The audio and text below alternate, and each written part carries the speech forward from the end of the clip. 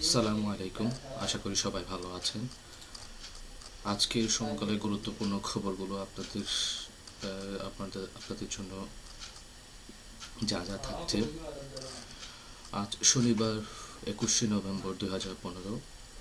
সমকালে প্রধান প্রধান খবরগুলো দেখা যাচ্ছে। প্রাণ ভিক্ষা চাইলেন যুদ্ধাপরাধী সাকা মুজাহিদ।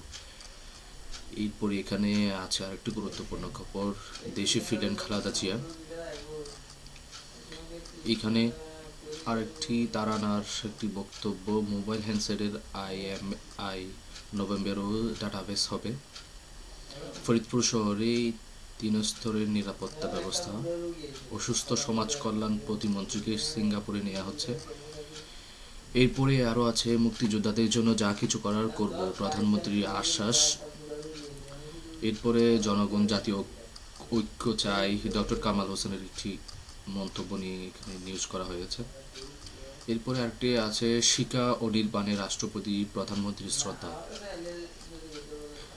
এরপরে এখানে আছে, মুজাহিদের ফাঁসি স্থগিত চাই পরিবার। এরপরে ধামরায়ে আওয়ামী লীগ নেতার বাড়ি থেকে জামাত নেতা আটক।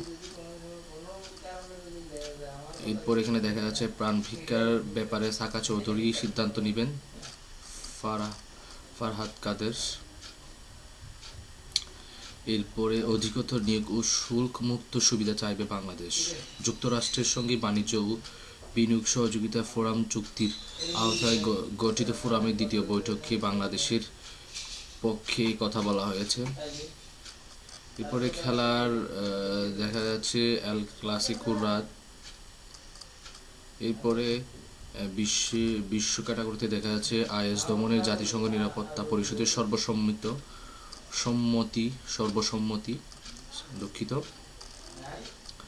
এরপরে বিনোদনে দেখা যাচ্ছে, প্রিয়াঙ্কা এবার মহাকাশচারী।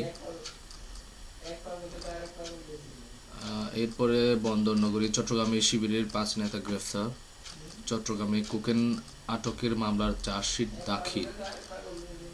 এরপর এদিকে দেখা যাচ্ছে, সবাইকে ধন্যবাদ।